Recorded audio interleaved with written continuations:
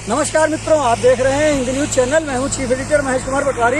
हमारे पीछे आप गन्ने के खेत देख रहे हैं। हम खड़े हैं गोला गोकर्णनाथ के घरथनिया क्षेत्र में, जहां पीछे गन्ने का खेत है और इन्हीं गन्ने के खेतों में बाघ और बाघिन लगे हुए हैं जो किसानों पर हमला कर रहे हैं। आज हम आए हैं इस क्षेत्र में लाइव लोकेशन पर, आपको यहाँ से लाइव रिपोर्टिंग दिखाएंगे। अभी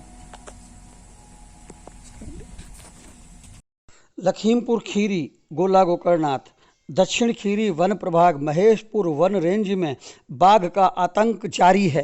तमाम प्रयास किए जा रहे हैं, हजारों लाखों रुपए खर्च किए जा रहे हैं, बजट की बंदरपाट हो रही है। दुधवा से हाथी बुलाए गए हैं, कोलकाता से तकनीक थर्मल ड्रोन तकनीक एक्सपर्ट बुलाए गए हैं, लेकिन बाघ का सर्च नहीं हो पा रहा है। हिंद न्यूज ने ऐसे में क्षेत्र के retired one ranger Suresh Kumar Verma से बातचीत की इस बारे में कि इस समस्या का हल क्या है। सुरेश कुमार वर्मा पूर्व रेंजर ने हिंद न्यूज से बताया। मैं Suresh Kumar Verma, retired ranger sir. मेरी तैनाती जो है गोला, पीलीभीत, आजमगढ़ में रही है। तो आज हमारे साथ यहाँ पर श्री महेश पटवारी जी हिंदी न्यूज के आए हैं। मुझसे मुलाकात हो गई। मैं गांव आया था, मैं मोड़ासी गांव का रहने वाला हूँ। तो यहाँ पर बाघ का आतंक जो है कई एक महीने से लगभग चल रहा है, जिसमें बाघ ने दो का जान जोखिम भी डाल करके उनको अपना निवाला बनाया है।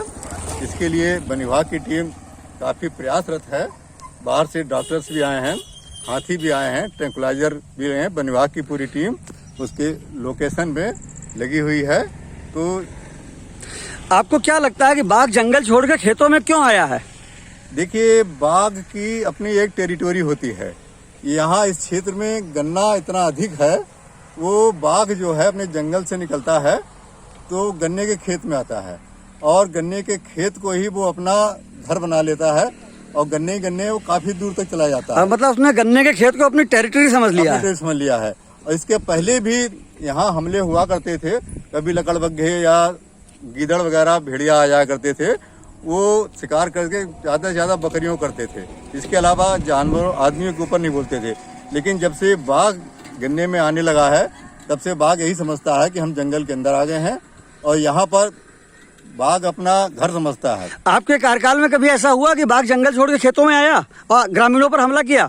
हाँ, है क्यों नहीं। पूरनपुर में जब मैं तैनात था, वहाँ करीब 3-4 महीने का ऐसे ही चला गेम। उसमें मैं विभाग की तरफ से टीम लीडर भी था। तो वहाँ भी ट्रैंकुलाइज करने के लिए बहुत ही मेहनत करनी पड़ी। वहाँ भी गन्ना बाधित आया, लेकिन जब हम लोगों ने उसको किसी एक खाली क्षेत्र में घेर पाए, तभी जाकर के उसको ट्रैंकुलाइज करने में सफलता मिली। अभी आपको क्या लगता है कि यहाँ पे वन विभाग नाकाम है बाघ को पकड़ने या ट्रैंकुलाइज करने में या जंगल में भेजने में, या आपके दृष्टिकोण से क्या होना चाहिए जिससे बाघ जंगल में जाए? नहीं, बाघ तो पकड़ने में विभाग तो नाकाम नहीं है। जितना उसको प्रयासरत है, पूर्व प्रयास कर भी रहा है। और ट्रैंकुलाइज करने के लिए क्षेत्र में सबसे बड़ा क्षेत्र है गन्ना का अगर कोई निदान निकलता है, तभी पूर्व में जैसे खेती हुआ करती थी, गन्ने के साथ में सहफसली भी लिया जा करती थी। आदमी जंगल से आता था, गन्ने के खेत में आया, उसके आगे उसको 2-4 खेत खाली मिल गए। जब 2-4 खेत खाली मिल गए तो वो समझता था कि हमारा जंगल समाप्त हो गया। वो तुरंत अपना वापस जंगल में चला जाया करता था, जो समस्या आज नहीं है। उसके बाद विकास हो रहा है। विकास की वजह से भी काफी प्रकृति को जो है नुकसान पहुंचाया जा रहा है। प्रकृति को संरक्षण करने के लिए प्रयास करना चाहिए विभाग को भी, शासन को भी, तभी ये चीज संभव है। और आपकी नजर में क्या सुझाव है इसके लिए? सुझाव तो हमारा यही है, जैसे पानी की भी समस्या हो सकती है क्या? जंगल में पानी नहीं है बाघ के लिए? नहीं, पानी तो है। कई बोर भी बनाए गए हैं, पानी की समस्या नहीं है, नहरें भी निकल रही हैं। लेकिन सबसे मेन चीज है उसका प्राकृतिक वास जो है, वो गन्ने में आकर के अपना बात समझने लगता है।